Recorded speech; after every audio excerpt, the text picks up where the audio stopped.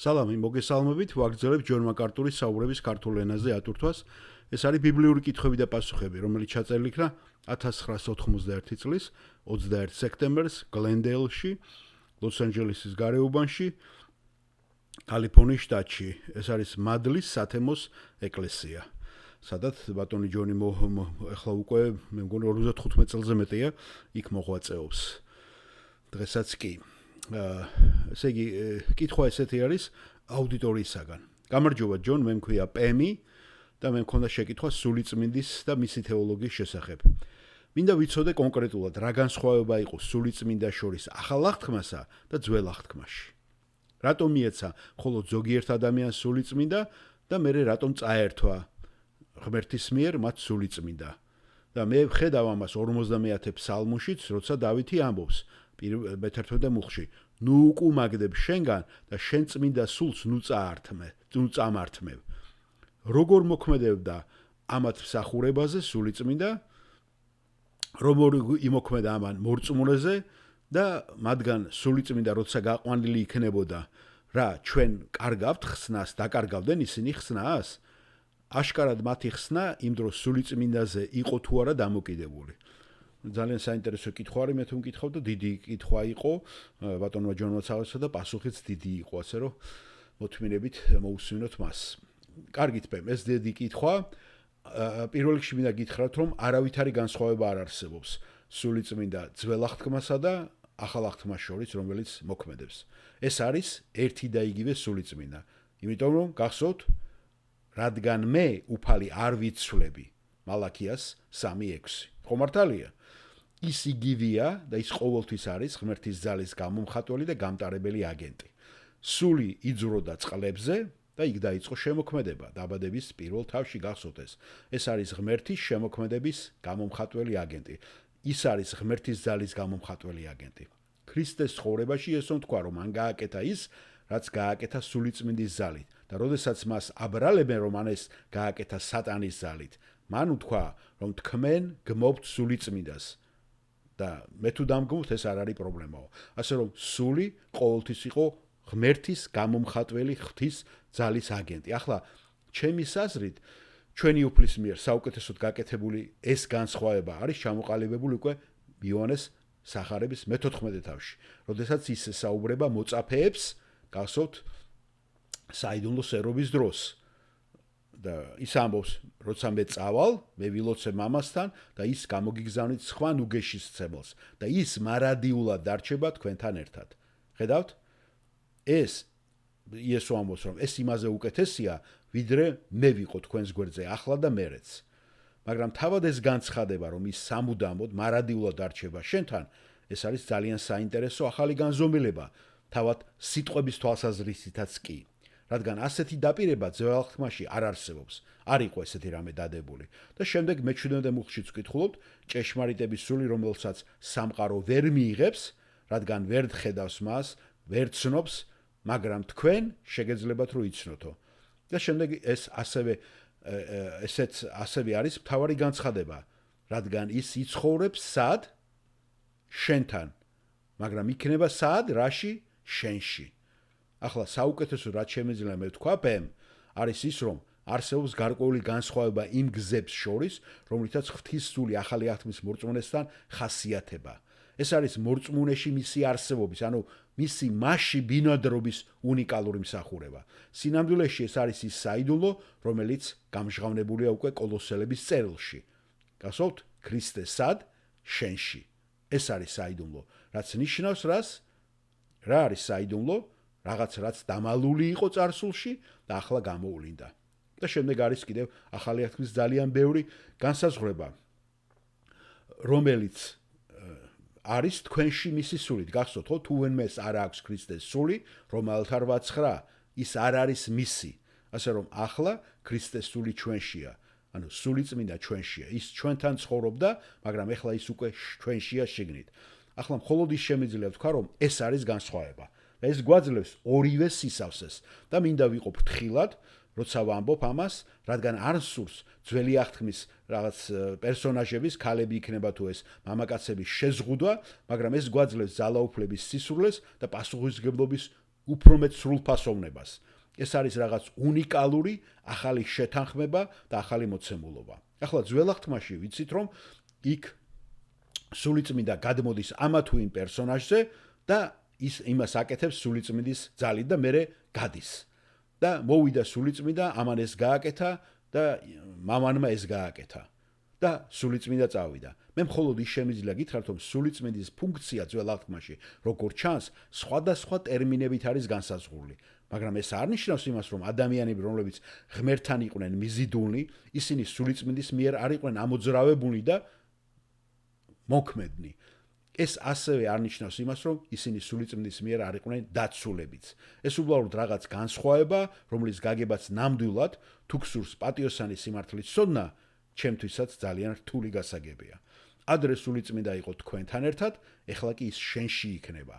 ეხლა უკვე არის ჩასახლება და ეს არის ალბათ სიახლე. ამაზე დღეს ჩვენც ვისაუბრეთ. მე მუშაობდი რამოდენიმე საკითხზე განქორწინებისა და ხელახლარი ქორწინების სემინარისთვის, რომელსაც მე უნდა დაუბრუნო და დავწერო ნაშრომი მილუოკში. საუბრობდი იმაზე, რომ ძველი აღთქმის გავლისას არსებობს გარკვეული ტოლერანტობა. ღმერთის მხრიდან რაღაცა ტოლერანტობა არსებობს მისი პერსონაჟების და მისი ერთგული ხალხის მიმართ, რომელსაც ჩვენ უკვე ახლა ახალ აღთქმაში აღარ ხვდები და აღარ ვაკეთებთ. ასე არ არის? ხედავთ, აი მაგალითად, გასულ ოთხშაბათს საღამოს, როდესაც ალისტერმა ისაუბრა ქალებ იაფუნის ძეზე, ეს ის ქალებია, იესო ნავեց ძესთან ერთად რომ წავიდა 12 ზვერავთან ერთად გასult, ხო, ქანაანის დასათვალიერებლად და ამ ორმა ადამიანმა მხოლოდ არ დაგმოდა, არ შეშინდნენ ის რაც ნახეს. გასult ქანაანელები და დანარჩენი 10 კი შეშინდნენ და ხალხში შეიტანეს ეს შიში. და ის ძალიან ერთგულ კაცად მოიხსენება. ბიბლია ამბობს, რომ ეს ქალებ იაფუნისზე იყო კაცი, რომელიც მთლიანად სრულიად მიყვებოდა ღმერთს. გასult ეს, ხო? და ნათქვამია, მარადილოდ, უსასრულოდ და არანაირი ქალები არ იყო ისეთი კაცი, რომ მას რაღაცა ხინჯი ქონოდა და შეცდომა. და ის მიყვებოდა მთლიანად უფალს. და როდესაც თქვენ გაივლით ამ თლიან მონაკვეთს, რო გადადიხართ უკვე პირველი ნეშტას მეორე თავში, იქ უკვე ჩამოთვლილია მისი ქალების ხარჭები. ქალებ იაფუნისის ხარჭები. იცით ხო, ხარჭას რა დანიშნულება ჰქონდა ძველ აღთქმაში და ნახეთ, ვიღაცამ შეიძლება უცებ დასვას, როგორ შეიძლება კაცი მიყვებოდა უფალს, უფალთან დადიოდა და ამავე დროს ხარჭები ყავდაო? ერთადერთი პასუხი, რომლის გაცემაც მე შემიძლია არის ის, რომ იმ დროს, იმის გამო რომ ღვთისმსხურს არ გააჩნდა უნიკალური მსახურება, რაც მას დღეს აქვს, იყო გარკვეული შემწყნარებლობა ღმერთის მხრიდან. ანუ რაღაცა ტოლერანტობა, რაღაცებზე ღმერთი თვალს ხუჭავდა. მაგრამ ეს არ ნიშნავს იმას, რომ მისი სულის ხსნა დაიკარგა. ეს არ ნიშნავს იმას, რომ ღვთის სული არ აძლიერებდა თავიანთ ხალხს. ეს არ ნიშნავს იმას, რომ ისინი პასუხისმგებლები არ იყვნენ, რადგან ღმერთმა დასაჯა ისინი თუ არ დაემორჩილებდნენ მას. მაგრამ არსებობს უნიკალურობა და მე ვფიქრობ, რომ ეს მართლაც საუკეთესოა, რაც შეგვიძლია ჩვენ თქვათ, ჩვენში დამკვიდრებული სულის ძალსა და არსებობაზე. არსებობს აზრი, გახსოვთ, არ ვიცი, ჩვენ ვილაპარაკეთ, რომ ეს ხალხი ნათქვამია ებრაელთა მე-11 თავში, რომ არ მიიღეს აღთქმა. არსებობს აზრი, რომ ჩვენ სულში გვაქვს უფრო დიდი რესურსი, ან უფრო მეტი ხელმისაწვდომობა, ვიდრე მათ ჰქონდათ. რაც გვაძლევს კიდევ უფრო დიდ პასუხისმგებლობას. გასაგებია, პემი აგზელებს კითხვის დასმას. შეიძლება მე რაღაც გამორჩა, მაგრამ როგორ შეძლეს მათ ამდენი რწმენის გამოვლინება, ამდენი რაღაცის გაკეთება? გულისხმობ, ქონდა თუ არა მათ ისეთი სისავსე, ისეთივე სავსე სიყვარული, როგორც ჩვენ გვაქვს სიხარული, მშვიდობა, ანუ სულიერი ნაყოფები ქონდათ მათ, რასაც ჩვენ გვაძლევს სულიწმინდა? როგორ შეეძლოთ მათ ყოველდღიურ ცხოვრებაში ფუნქციონირება, როგორც მორწმუნეებს? ჯონ მაკარტური აგრძელებს. თქვენ უნდა გჯეროდეთ, რომ ღმერთმა მათ დაურიგა იგივე კურთხევა, რასაც ის გვაძლევს ჩვენ. და მან ეს გააკეთა სულიწმინდის მეშვეობით. ხოლო ჩვენ ვამბობთ, რომ ახალ შეთანხმებაში არის რაღაც უნიკალურობა. ეს ანიშნავს იმას, რომ ღვთის სული, შეხედეთ ამას, თუ ეს დაგეხმარებათ, რომ ამ დროს სულის სისავსე, გახსოვთ ხომ ეფესელთა ცნება, ინახება რა სულით სავსე. ახლა ეს არის ის, რაც ძველ აღთქმაში ჩვენ არ აგვაქვს და ვერ ვხედავთ. მაგრამ ეზეკიელში გახსოვთ რა არის ნათქვამი, როდესაც ღმერთი ამბობს, რომ მოვა დრო, ეზეკიელის 36, ამოვიღებ ჩვენსგან ქვის გულს და მოგცემთ ხორციელ გულს, ახალ გულს დავდგავ ჩემში. რა სული შენში დაირგვება. მხოლოდ იმის თქმა შემიძლია, რომ მათ გააჩნდათ სული, მაგრამ არა მისი სისავსე, როგორც ჩვენ გვაქვს ეს დღეს.